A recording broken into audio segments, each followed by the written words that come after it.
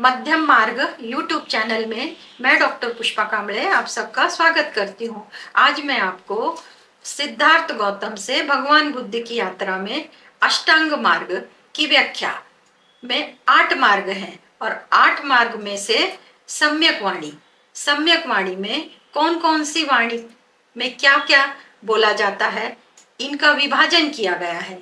उनके विभाजन के नाम इस प्रकार हैं: झूठी वाणी, कटु वाणी, मानहानि करने वाली वाणी, निरर्थक वाणी और सार्थक वाणी। सार्थक यानी सत्य। उपयोग वाणी में किन किन बातों का समावेश होता है, इन सब का विचार सम्यक वाणी के अंतर्गत आता है। आज निरर्थक वाणी और सार्थक वाणी के बारे में जानेंगे। पिछली वीडियो में सम्यक वाणी के प्रकार में से झूठी वाणी, जिसे मिथ्या वाणी कहते हैं, कटु वाणी, मानहानि करने वाली वाणी, इनके बारे में जाना था। सिद्धार्थ गौतम से भगवान बुद्ध की यात्रा में निरर्थक वाणी और सार्थक वाणी के बारे में जानना शुरू करते हैं। निरर्थक वाणी जब व्यक्ति के पास कोई काम नहीं होता है, निठल्लापन होता है, ऐसे समय में की जाने वाली गपशप को निरर्थक वाणी कहते हैं। ऐसी वाणी बोलते समय विषय नहीं होता, ऐसी बातों का कोई उद्देश्य नहीं होता, न ही उनकी बातों में कोई गहराई होती है, बिन सिर पैर वाली बातें करते हैं। निरर्थक वाणी बोलने से कोई सार्थक नहीं होता। बोलने वाले और सुनने वाले दोनों के मन में विकृतियां बढ़ने लगती हैं। ऐसी बातचीत का अर्थ होता है कि अपने आप से ऊब चुके हो, खामोशी और उद्देश्य रहित बातों में व्यस्त रहते हो। यदि संभव हो तो उद्देश्य पूर्ण वाणी से वार्ता करें। जब पास में कोई काम नहीं होता तो बैठे बैठे मनोरंजन के उद्देश्य से किसी के साथ गपशप करते हैं अथवा किसी इच्छा के कारण किसी व्यक्ति से संपर्क करते हैं अथवा किसी को नीचा दिखाने की नीयत से बातें करते हैं। गपशप निरर्थक चीज है जो मन की विकृतियों को बढ़ावा देती है। ये बातें किसी के जीवन में कभी कोई मूल्य नहीं जोड़ता।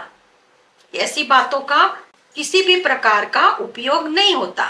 इसकी उत्पत्ति इच्छा से, क्रोध से और अज्ञानता, इन तीनों विषयों से होती है। विषयों से यानी जिसे हम जहर कहते हैं, इन तीनों का उगम जहर से होता है। यह व्यक्ति के भावना पर असर करती है, सभी के साथ नकारात्मक भावनाओं का संचार करती है। बुद्ध ने गपशप और निठल्ली बातचीत का विरोध किया। वे जानते थे कि यह कही सुनी बातें अफवाहों की तरफ ले जाती हैं, इनका सत्य से कोई संबंध नहीं होता, तथ्यहीन होने के साथ साथ तनाव का कारण बनती है।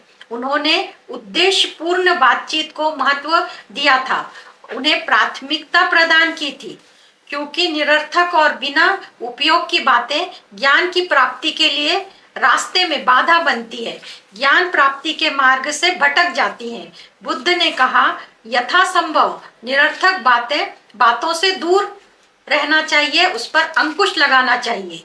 जिन विषयों पर वास्तविक महत्व है उन विषयों पर बातचीत करना चाहिए। सार्थक वाणी का उपयोग कैसे किया जाता है, इस पर बुद्ध ने सन्यासियों से कहा, बातचीत के 5 कारक हैं। ज्ञानी लोग द्वारा कही गई बातें हमेशा सत्य होती हैं। वे 5 बातें इस प्रकार: यदि सत्य प्रेम से, सद्भावना से, परिपूर्ण मन के साथ बोला जाता है तो वह लाभप्रद और सार्थक होती है। दूसरा, वास्तव में सादे सरल समझने योग्य शब्दों का प्रयोग करना चाहिए। जो शब्द खुद को और दूसरों को हानि पहुंचाते हैं उन शब्दों का इस्तेमाल नहीं करना चाहिए। तीसरा, ऐसे सत्य मधुर शब्द बोलने चाहिए जो दूसरों को भी अच्छे लगे। और चौथा, गलत बातों का प्रयोग नहीं करना चाहिए, उनका त्याग करना चाहिए।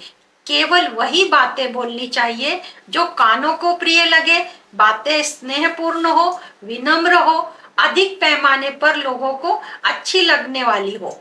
5वां, निरर्थक बातों का त्याग करना चाहिए, धम्म और विनय के अनुसार बोलना चाहिए।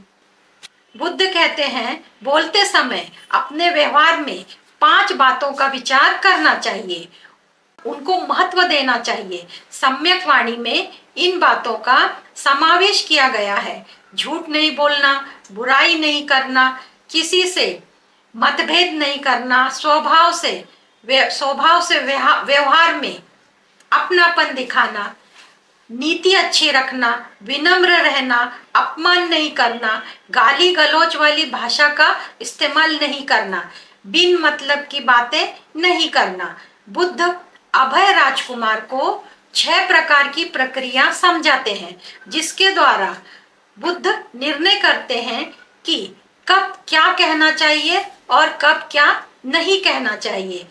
इनमें से पहला है असत्य और हानिकारक शब्दों का धम्म में कोई स्थान नहीं। दूसरा, बुरे शब्दों से या बुरे शब्दों का उच्चार से किसी को हानि पहुंचती है तो उसका उच्चार नहीं करना चाहिए। दूसरा वह है जिसे बुद्ध सत्य शब्द कहते हैं, वह दूसरों के लिए हानिकारक है। बुद्ध कहते हैं ऐसे शब्दों का इस्तेमाल नहीं करना चाहिए, ऐसे शब्दों को धम्म में कोई स्थान नहीं है। तीसरा, बुद्ध कहते हैं जो शब्द असत्य है, दूसरों के लिए हानिकारक है, फिर भी कई लोगों को वे अच्छे लगते हैं, ऐसे शब्दों का धम्म में कोई स्थान नहीं है, इनका उच्चार नहीं करना चाहिए। चौथा, बुद्ध कहते हैं जो शब्द सत्य है, दूसरों के लिए लाभकारक है, कुछ लोग उन शब्दों को नहीं स्वीकारते, ऐसे समय पर बहुत से लोगों को सोच समझकर बोलना चाहिए और बोलने के लिए उचित समय लेना चाहिए। पांचवा, बुद्ध कहते हैं शब्द सत्य है, लाभदायक है, लोगों को प्रिय है, परंतु स्वीकार नहीं करते, ऐसे शब्दों को बोलने से पूर्व बहुत सोचना चाहिए और सोचने के लिए वक्त लेना चाहिए। सम्यक वाणी का संबंध 4 गुणों से होता है: प्रेम, करुणा, सहानुभूति, खुशी, संतुलन। सभी जीवधारी के प्रति प्रेम भावना होनी चाहिए। इस प्रकार बुद्ध के अनुसार वाणी के प्रकार को विस्तार से जाना। सम्यक वाणी का प्रयोग जीवन में कैसे करें, इसके बारे में अगली वीडियो में जानेंगे। आज इतना ही। आप सबका मंगल हो। आप सबने मुझे देखा सुना, इसके लिए आपको धन्यवाद। आप सब में स्थित दिव्य आत्मा को मेरा शत शत नमन। धन्यवाद।